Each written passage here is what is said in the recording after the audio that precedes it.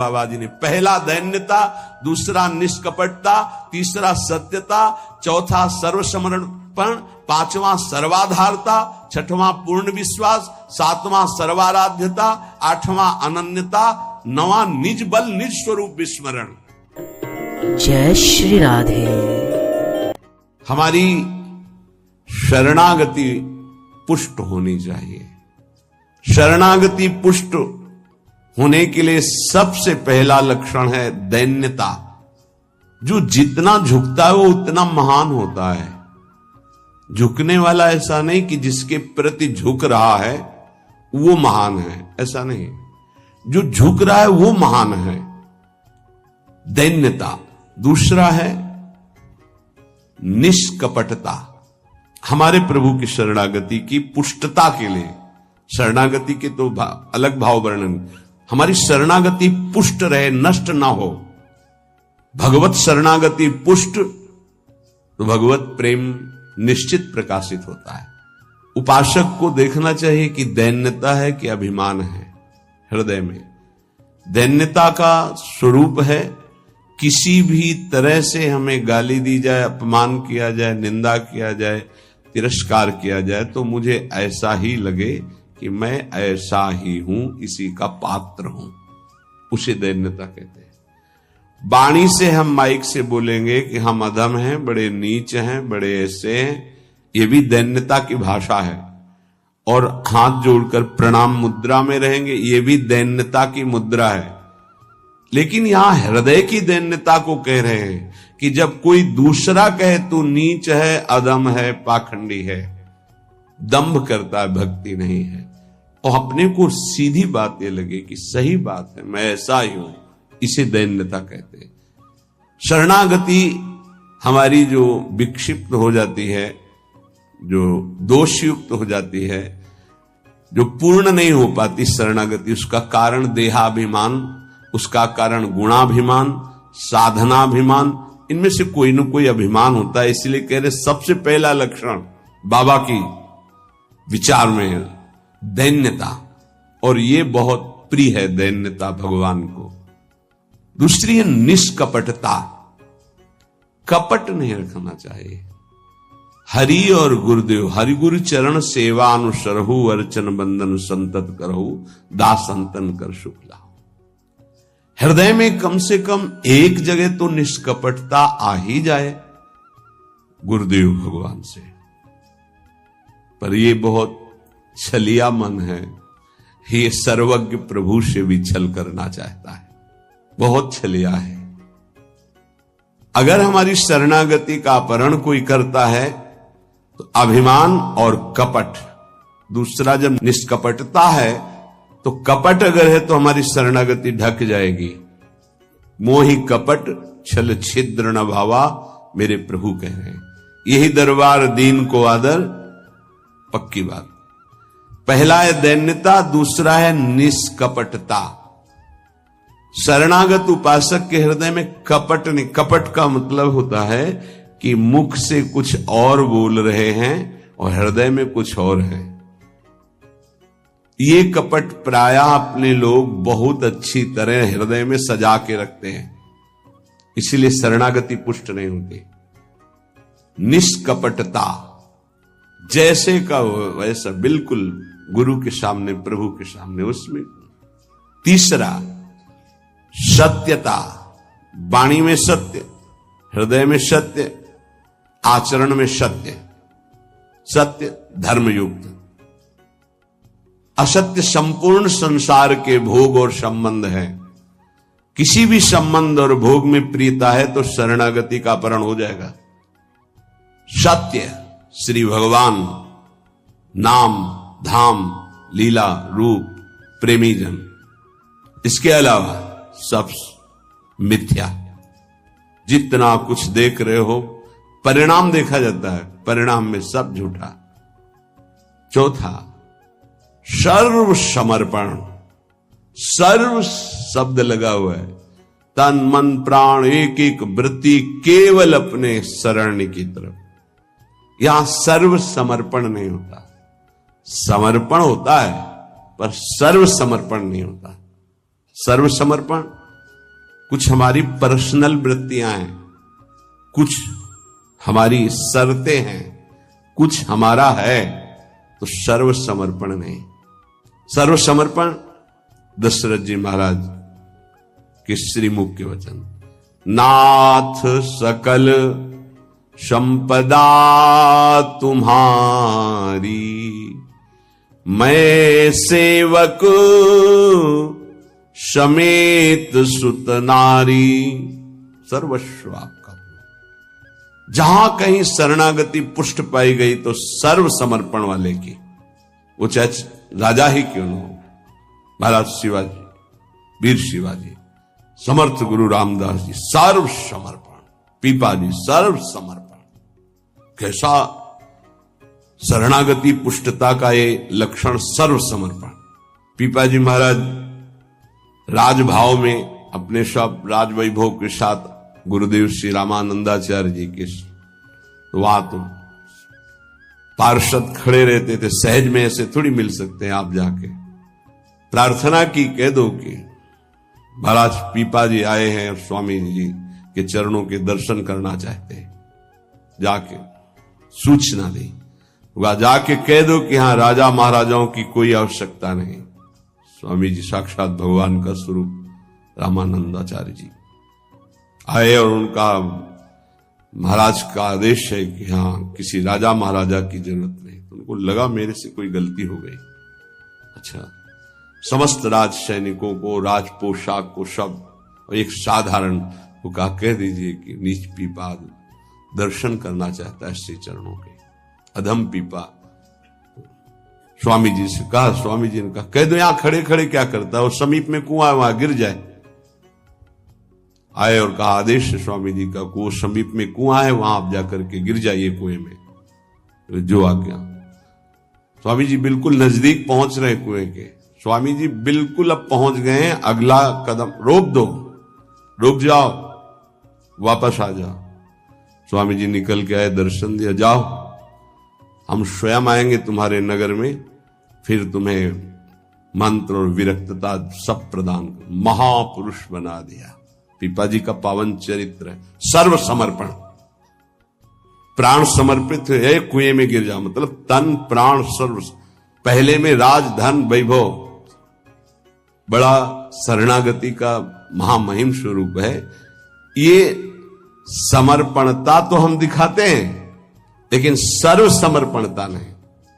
कुछ अपना है, कुछ आपकी बात मान लेते हैं, इसीलिए वो खिचड़ी बनी रहती, शरणागति नहीं हो पाती। जब उपासक के हृदय में अपना अस्तित्व रहता है तो उसको भक्ति नौटंकी नाटक नजर आती है। अपनी वासना की पूर्ति, अपनी इच्छा की पूर्ति के लिए वो भगवान की उपासना को नाटक समझने लगता है। अगर अपनी वासना, अपनी इच्छा, इसका त्याग कर दिया जाए तो भक्ति का परिचय मिलता है। प्रायः बड़े बड़े महाभागवतों के घर वाले ही, परिवार वाले ही उनको नहीं समझ पाए और उनका तिरस्कार करे। इस बात के लिए वो जैसा चाहते हैं वैसा आप चलिए, उनको जितना पसंद है आप कीजिए। जैसे कुछ भक्तों को कि हमको पूरी रज लगाना पसंद नहीं, बस हल्का सा तिलक लगा लीजिए, क्योंकि आपने गुरुमंत्र लिया इसलिए तिलक लगा लीजिए। ये जरूरी है पूरा मुंह में थोपना, क्योंकि तुम्हारी दृष्टि नहीं है ना, तुम रज पसंद नहीं करते, गाल गोरे पसंद करते हो। ये पसंद कर, ये चमड़ी कब तक रहेगी, नष्ट हो जाएगी, न तुम्हारी रहेगी ना जिसकी देख रहे हो उसकी रहेगी। पतन हो जाएगा, जिन जिन भक्तों का विरोध किया उनका पतन हो गया। ये सर्व समर्पणता भक्ति में जब साधक चलेगा तो अपने आप आ जाएगा, उसको किसी की कोई परवाह नहीं रहती, अपनी भक्ति में कहीं आंच नहीं आने देगा। जीवन की बाजी लगा दी है, अनंत जन्मों से बिगड़ी बात को बनाने चले हैं। तो हम ये देखते हैं कि देवता परिवार वालों की बुद्धि में बैठ करके उसको शरणागति से भ्रष्ट करना चाहते हैं। बस जैसा हम कहें वैसा तुम्हें चलना है। अब भी तुम अपना अधिकार रखते हो, भगवान की कृपा मनाओ कि अभी तुमको कुछ मान रहे हैं इसलिए सुन रहे हैं वो भक्तजन, और ना माने, केवल प्रभु को माने तो रत्नावती जी ने मूड मुड़ा लिया, खिलाफत में बैठ गई उनकी आज्ञा के खिलाफ। राजन आज से त्यागती हूं, इस महल में प्रवेश नहीं करूंगी, केवल श्री भगवान का आश्रय लेकर संतों के बीच में रहूंगी। जो बिगाड़ना है बिगाड़ लीजिए। आखिरकार साष्टांग दंडवत और चरणों में गिरना पड़ा पूरे चरित्र के बाद। तो बहादुरी तो तुम्हारी इसी बात की है कि अपने प्रभु के चरणारविंद में आपने अपने अपनापन का दान कर दिया। अब प्रश्न नहीं खड़ा होता, तुम साधना का स्वरूप क्या जानते हो? अरे चित्त प्रभु में लगा है, पूरा दिन हो गया उठे ही नहीं आसन से। भगवदाकार वृत्ति है आसपास सब। बड़े सिद्ध महापुरुष की बात कह रहे हैं, पूज्य श्री श्रीधर बाबा। इतनी रज होगी पूरे सिंहासन में, इतनी ऊंचाई से, क्योंकि परिक्रमा नजदीक काली दे के। अब उनको शरीर की शुद्ध नहीं तो कब वो रज पूछे। मच्छरदानी लगी थी, मच्छर क्या पूरा हाथ चला जाए, और 10-5 छिपकली उस मच्छरदानी में चिपकी रहती थी। बस ऐसे घुस गए अंदर, बस पूरा कमरा कहीं जाला, कहीं ये कहीं वो। जब बाबा इसे साफ, अरे नहीं भाई चलो तुम बाहर ऐसे रहे। जहां उनकी स्थिति है, कभी कभी ऐसी स्थिति देखी है कि जो वाणी से नहीं बोल सकते, ऐसी अनिर्वचनीय स्थिति। आंखों से अश्रुधारा, शरीर कांप रहा सैया पे, छूने की हिम्मत नहीं, चरण चापने गए, होश ही नहीं बाबा को, ओठ फड़फड़ा रहे, कैसी भगवदाकार एकदम स्थिति। जब उपासक चित्त प्रभु से जुड़ेगा तो ये सब अच्छा नहीं लगता। बढ़िया संगमरमर, बढ़िया सैया, बढ़िया नहीं खान पान ते भावे है, नहीं कोमल वसन सुहावे है, सब विषय लगे ते खारा है, हरि आशिक का मग न्यारा है। क्या चल रहा है? ये दिमाग क्या कह रहा है? हर भाव हमारा केवल लौकिकता से जुड़ता है। भजन को क्या जाना है? लौकिकता सिद्धांत को भजन माना जाता है। इसीलिए यहां शरणागति की ये अलग कोटि से वर्णन कर रहे हैं बाबा। नहीं, नवधा भक्ति का जो वर्णन होता है ना, उसमें श्रवणम कीर्तनम स्मरणम, शरणागति को बचाने की बात, पुष्ट करने की बात, पूर्णता की बात। 5वां सर्वाधारता। कोई भी हो, सबका आधार भक्त बन जाता है, घोर विषयी को भी रास्ता दे देता है। चलो ऐसे चलो भगवान के मार्ग। सच्ची कहते हैं, कोई अगर भक्तों के हृदय को जान जाए तो लूट ले, माला माल हो जाए, पर वो भगवान ऐसी सीमा रखते हैं कि तुम जान ही नहीं सकते हो। जैसे कोई फिसल के गिर गया है तो आप खड़े होके नहीं उठा सकते हो, फिसल के गिरने वाले की गिरने की स्थिति में पहुंचना पड़ा। वैसे ही झुक के, वैसे ही गिर के, फिर उसे उठा करके फिर खड़ा किया गया।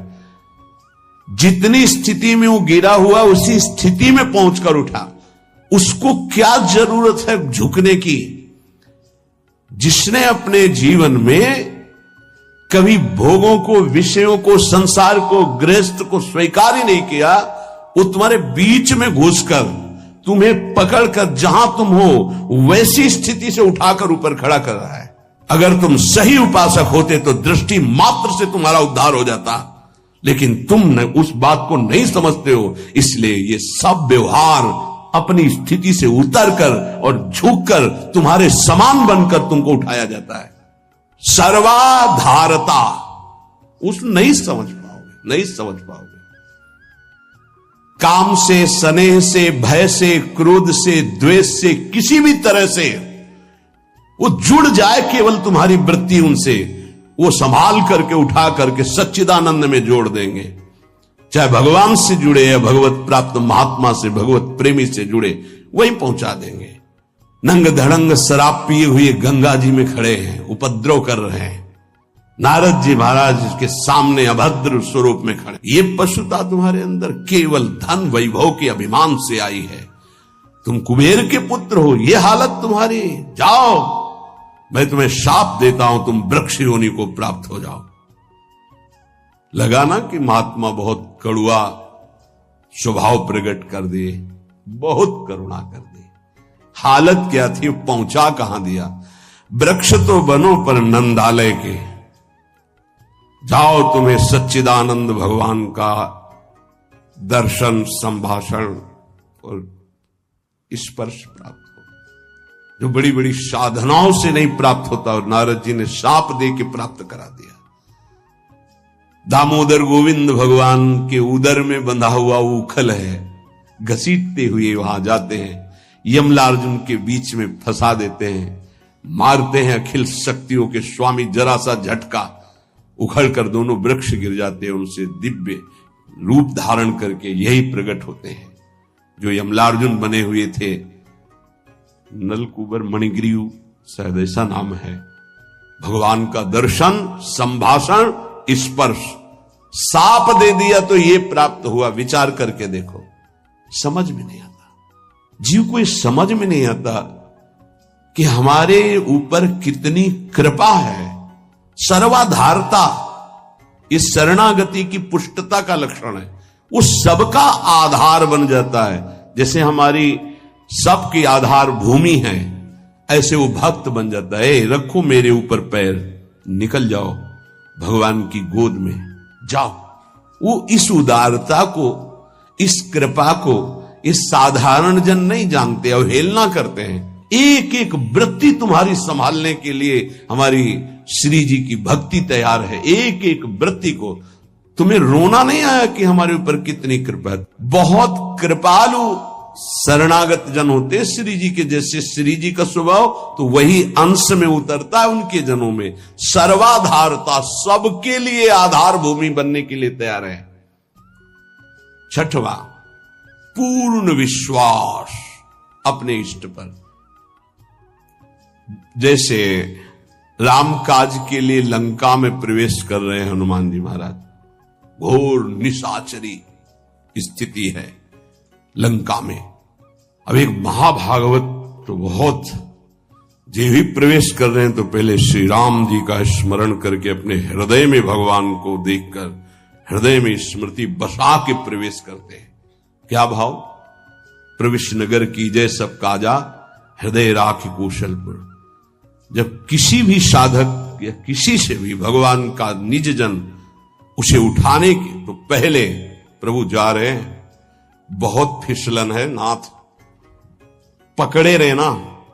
जैसे कोई डूब रहा है उसको निकालने जा रहा है, प्रयास करेगा, लेकिन वो जो डूब रहा है वो प्रयास करेगा उसको डुबोने का, क्योंकि वो सांस लेना चाहता है। ऐसे ही जो काम में डूब रहा है, क्रोध में डूब रहा है, मोह में डूब रहा है, नाना प्रकार के भोगों में डूब रहा है, उसको निकालने के लिए जाओगे, वो पहले तुम्हें उसमें डुबोने की कोशिश करेगा। तुम्हारे अंदर काम, तुम्हारे अंदर क्रोध, तुम्हारे अंदर लोभ, क्योंकि उसी वृत्ति से वो अपना भाव स्वीकार करेगा। तब श्री जी से पहले बात होती, श्री जी, हे प्रभु, हे प्रियाजू, बहुत फिसलन की जगह में आपकी सेवा कार्य होने जा रहा है। उस जीव को पकड़कर उसकी वृत्ति को आप तक, स्वामिनी आप पकड़े रहना। आप ऐसे पकड़ो, हम ऐसे पकड़ते हैं, तब हो सकता। अगर आपने छोड़ दिया तो बहुत फिसलन में है, गिरने की संभावना है। पूर्ण विश्वास, दृढ़, मेरी स्वामिनी इसका मंगल करके रहेंगी। सातवां, सर्वाराध्यता। ऐसा भाषण, ऐसी चेष्टा, ऐसा व्यवहार कि वो सबके द्वारा पूजनीय बन जाए। ये शरणागति का सातवां लक्षण, सर्वाराध्यता। उपासक का ऐसा स्वभाव, ऐसा व्यवहार, मृदुता कि सब उसकी आज्ञा का पालन करने लगे। ऐसी इस शरणागति की पूर्णता का स्वरूप सर्वाराध्यता। हंस बोले बहुमान दे। सर्वाराध्यता ये उनका गुण होता है। नहीं नहीं, कोई बात नहीं, आप ऐसा शांत हो जाइए, आप कोई बात नहीं, बहुत सावधान। शरणागति कोई खिलवाड़ नहीं, और शरणागति हो गई तो सब पूर्ण हो गया। अखिल लोक चूड़ामणि भगवान शरणागत के अधीन हो जाते। अहम भक्त पराधीन हो। आठवां है अनन्यता। अपने इष्ट की, कल एक उपासक की परीक्षा का समय आता है, छमाही सालाना चर्चा हो। उसका शब्द था कि शरीर छोड़ना मेरे लिए सहज है, लेकिन उपासना के विषय में एक भी शब्द में किसी से भी, चाहे वो रिश्ता हो, संबंध हो, स्वीकार नहीं कर सकते। बहुत देखा, बहुत सुना, बहुत सब। अब उपासना के विषय में अगर मेरी उपासना में कोई बाधा पड़ेगी तो मैं सब कुछ छोड़ सकता हूं। शरीर छोड़ना मेरे लिए सहज, उपासना नहीं। उपासना में अगर कोई नहीं, बस इस बात से उस समय तो नहीं कहा जाता बड़ाई कि हाँ शाबाश, नहीं, ठीक है, ठीक है, अच्छे विचार। और एकांत में जब मनन होता है तो आशीष निकलता है। हाँ, ऐसे ही अपने आराध्य देव की अनन्यता पे फर्क नहीं पड़ना चाहिए, इसी से भगवत प्राप्ति होती है। 4 दिन के पति पुत्र परिवार के संबंध हैं, अनंत काल का संबंधी मेरा उससे मिलने का अवसर आया है। अब ये सब माने हुए नहीं, जो है उनके लिए है। प्रभु मेरे प्रीतम, मेरे पति, मेरे प्राणनाथ, मेरे जीवन, ये माने हुए हैं। 30 वर्ष पहले तुम जानते भी नहीं थे कि कौन है जिनको तुम पति पुत्र परिवार प्रीतम क्या क्या भाव, और 30 वर्ष बहुत बहुत प्लस और जोड़ लीजिए, इसके बाद खाक में मिल जाएगा तुम्हारा तन और उनका भी तन। ना वो संबंध रहेगा, ना वो परिचय रहेगा। संबंध भी नहीं रहेगा, परिचय भी नहीं रहेगा। तो परिचय जिससे बनाने आए हैं, अब ये जन्म केवल उनके लिए। ऐसा नहीं है कि कोई भक्ति में चले तो रसगुल्ला और रबड़ी यही खाते भक्ति होती, वो एक अलग भक्ति होती है। जैसे आपकी साधना बढ़ेगी तो आपके साथ विरोध शुरू होगा, और अगर विरोध में वही स्थिति रही, एक रस अनन्यता, तो आपकी सिद्धि नहीं। तो क्या बिगाड़ा था देवर विक्रम का? पूरे जीवन भर वो विरोध। क्या बिगाड़ा था नरसिंह मेहता जी ने अपनी भाभी का? जीवन भर भारी विरोध। क्या बिगाड़ा था विभीषण जी ने रावण का? भला ही तो कर सभा में लात मार के भगा दिया। क्या बिगाड़ा था विदुर जी ने धृतराष्ट्र और दुर्योधन का? गांव के बाहर एक अकिंचन की तरह कुटिया बना के नहीं पाना दे। ये बहुत सूक्ष्म विषय। अपने इष्ट की अनन्यता में कोई फर्क जीवन में नहीं आना चाहिए, चाहे जैसी परिस्थिति आ जाए। इष्ट और गुरु संबंध में कोई फर्क नहीं पड़ना चाहिए। बहुत संबंध देखे, हर संबंध का निर्वाह उतना ही करेंगे जितना इष्ट और गुरु के संबंध में बाधा नहीं पड़ेगी। इष्ट और गुरु के संबंध में बाधा पड़ जाए, ऐसे हर संबंध में आग लग जाए। जाके प्रिय न राम वैदेही, तजिए ताहि कोटि वैरिशम जद्यप परम सनेही। अगर अपने को समझता है कि मेरे द्वारा भरण पोषण होता है, जाग से तेरा पानी भी नहीं पिएंगे, देखते हैं शरीर चलता है नहीं। निकल करके हम चौराहे पे बैठ जाते, देखते हैं वो विश्वंभर मुझे रखता है कि नहीं। वो अनंत ब्रह्मांडों का सृजन करने वाला एक क्षण में सब कुछ ठीक कर देगा। क्या चरित्र भक्तों के ऐसे ही मनोरंजन के लिए नहीं पड़े जाते? ये आदर्श है। महाजनों गतेन सा पंथा। रत्नावती जी के लिए मारने के लिए क्या उपाय नहीं किया माधव सिंह ने? मैं राजा हूं, मेरी ये रानी, और ऐसा उद्दंडता, मुड़ मुड़ा के संतों के बीच में बैठना। सीम की चाप सके को तासु बड़ रखवार रमापति जासु। भक्ति मार्ग में, भगवत मार्ग में यदि कदम रखा है तो अपने मार्ग नहीं छूटना चाहिए, चाहे प्राण छूट जाए। ये आखिरी बाजी है। ये सब छूटेंगे माने हुए पति पत्नी पुत्र परिवार भाई बंधु, इनका कोई अस्तित्व तो नहीं है। आज नहीं तो कल ये छूटेंगे ही, लेकिन जिनके लिए जन्म जन्मांतर से भटक रहे उन प्रभु को नहीं। अगर तुम्हारी समझ में आ रही हो तो बात पकड़ लो। तजो पिता प्रहलाद विभीषण बंधु भरत महतारी गुरुबल तजो कंत ब्रज बनितन भे मुद मंगलकारी। स्वयं मंगल नहीं, सबका मंगल करने वाले वो महापुरुष बन गए जिन्होंने भगवान के आश्रय में, मेरे कारण मेरे प्रभु श्री राम को 14 वर्ष का वनवास, मेरे को राजगद्दी, जा पापिनी आज से तेरा कभी मुख नहीं देखूंगा और कभी मां नहीं कहूंगा, भरत जी ने कहा। साष्टांग दंडवत पिताश्री कह के प्रहलाद जी बात करते थे हिरण्यकश्यप से। जिस समय भगवान के मार्ग का विरोध किया तो कहा, जा आज के बाद कभी पिता नहीं, दैत्यराज, ऐसे संबोधन। 5 वर्ष का बालक। कहीं भक्ति में प्रभु के संबंध में कोई भी संबंध बाधा पहुंचावे तो भगवत संबंध नहीं छोड़। जहां तक हमारी भक्ति की पुष्टता है वहां तक हम निर्वाह कर सकते हैं। अगर हमारी भक्ति के नष्ट होने का विषय आता है तो तजिए ताहि कोटि वैरिशम जद्यप परम सने ही।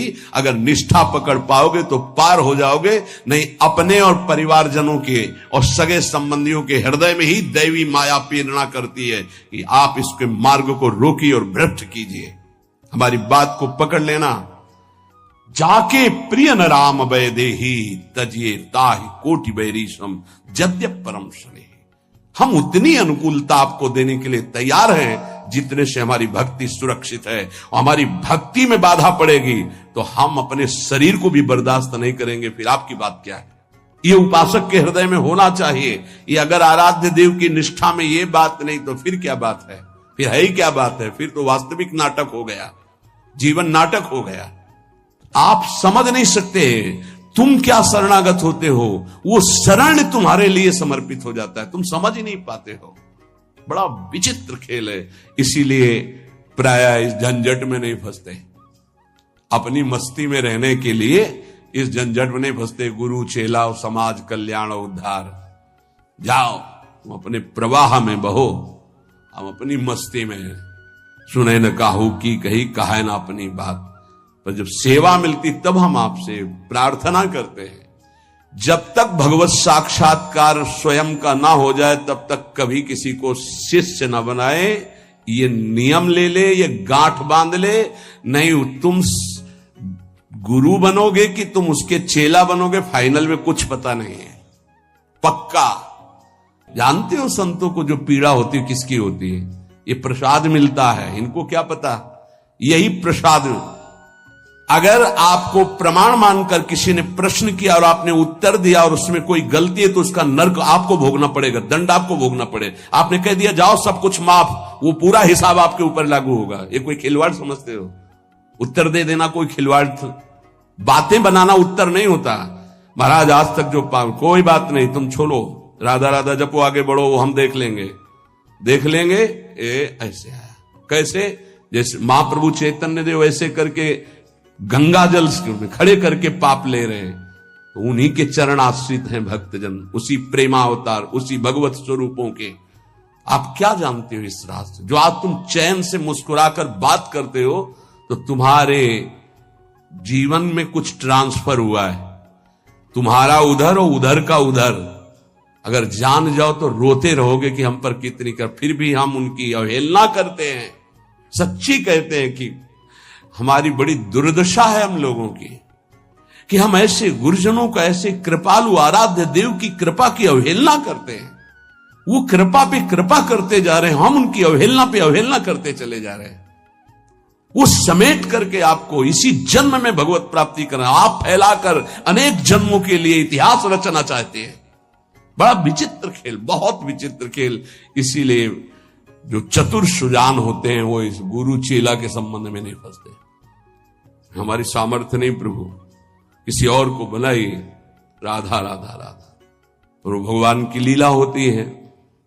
ये जो सेवा मिलती तो सामर्थ्य देते, उन्हीं का कृपा प्रसाद। पर हम इतना जरूर कहते हैं, जब तक भगवत साक्षात्कार ना हो जाए तब तक किसी को शिष्य ना बनावे। पक्की बात, शिष्य बनाना कोई मजाक नहीं है। हरे शिष्य धन शोक न हरे, सो गुरु घोर नरक परे।